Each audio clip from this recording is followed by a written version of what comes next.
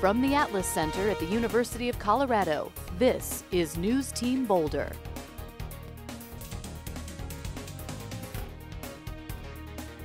Hello and welcome to News Team Boulder. I'm Jenna Browder.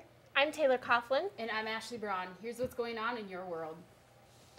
Between bursts of automatic gunfire and the frantic screams of UN peacekeepers deployed in the area, the Haitian Olympic Committee announced its bid Monday to host the 2216 Summer Games. The event will showcase the improvements that are sure to be constructed over the next 200 years. One future improvement is the neutering of stray animals so that elite runners from around the world don't have to jump over as many frail dogs in order to cross the finish line. There's also talk of turning a field of rusted-out Jeeps into an aquatic center. The committee president says they're hoping in the next century to have enough food to feed enough workers to dig an Olympic pool-sized hole, which can then be filled in during the next hurricane. The IOC president says that after seeing Haiti firsthand, he thinks the country faces some stiff competition from Atlantis. In recognition of mankind's history of foolish decisions, Congress is allocating nearly $500 billion for the construction of a national monument honoring human folly. The proposed monument will be built directly over a Washington freeway overpass and will require 30 years of grueling labor to complete. The lead architect on the project says that the monument will be a testament to more than 200 years of arrogance, idiocy, and waste. He also confirmed that that at least 8 different blueprints designs would be clumsily patched together in order to preserve mankind's spirit of indecision and incompetence. The face of the monument will be covered with excavated sections from the Titanic, faulty pressure valves from the Chernobyl power plant, and hundreds of shell casings from the first Gulf War. Coming up after the break, we'll tell you how a recent Zogby poll finds 100% of grandsons are talented. Stay tuned. Lewis and Clark, great explorers. Hey, wait. Hi, I'm Thomas Jefferson. Would you check out the West for me? Oh, sure. And they take their keelboat up the Missouri. Oh, Buffalo. Then they built Fort Mandan. They're at 1804. Made some friends along the way. I'm Secretary Will. Through the Columbia Gorge. There are tons of ways to help with your kids' learning. Find the really good ones on connectforkids.org. The sweet Pacific. Oh.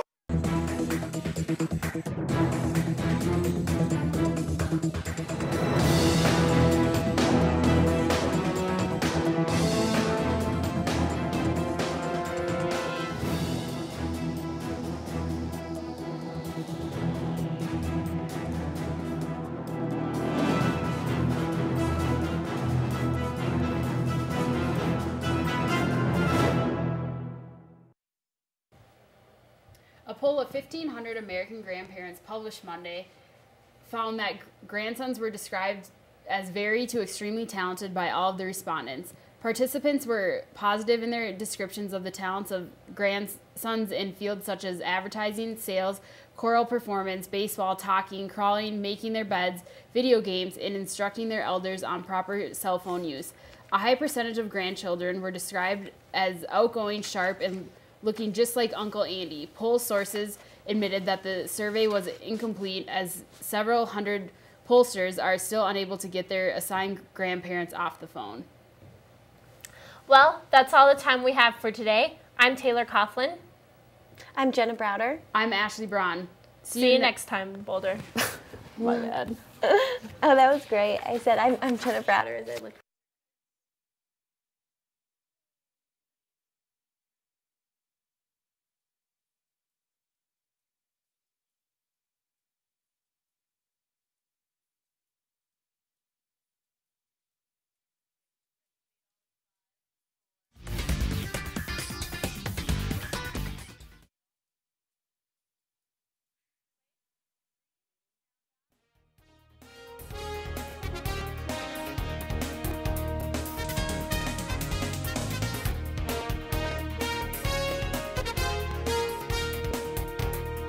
From the Atlas Center at the University of Colorado, this is News Team Boulder.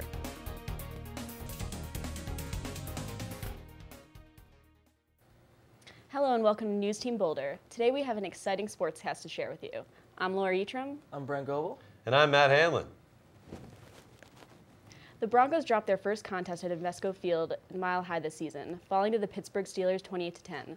Denver still sits atop the AFC West at 6-2, just a one-game lead over the Chargers, while Pittsburgh moves into the AFC North with the Cincinnati Bengals. Ben Roethlisberger threw for 3 touchdown passes, while Kyle Orton threw 3 interceptions. The Broncos' 10-point game came off a 54-yard fumble recovery for a touchdown by rookie Robert Ayers and a 40-yard field goal by Matt Prater. The CU football team rallied in the final 2 minutes for a 35-34 win against Texas A&M last Saturday.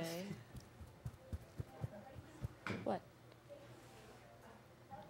Brett, go. With a 22-yard touchdown from Tyler Hansen to Patrick Davini touchdown pass in the fourth quarter.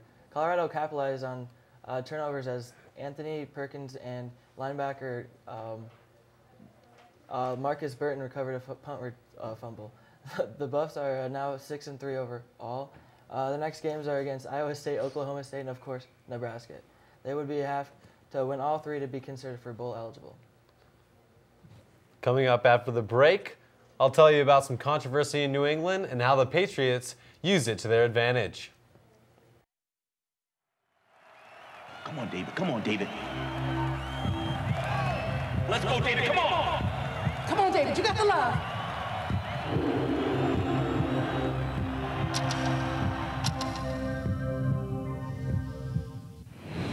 Get as involved in your kids' education as in everything they do, and imagine the success they might find. Stay in touch with the teacher. Visit the school. For more tips, call 1-800-281-1313. Go, David! Go, David!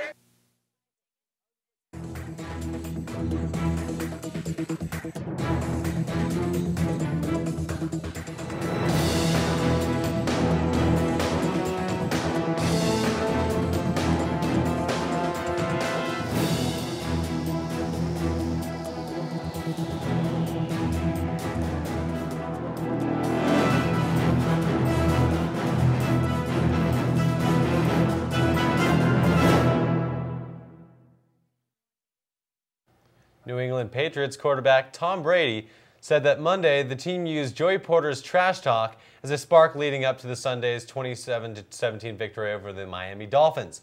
Last week, Porter said there was no question that Brady is getting favorable calls from officials this season.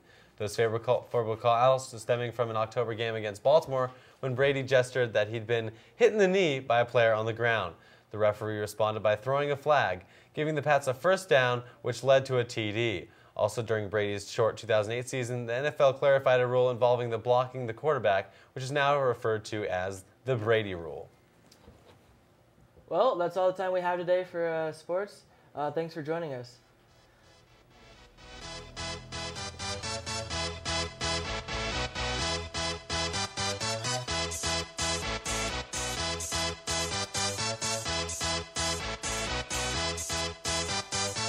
Y'all ready for this?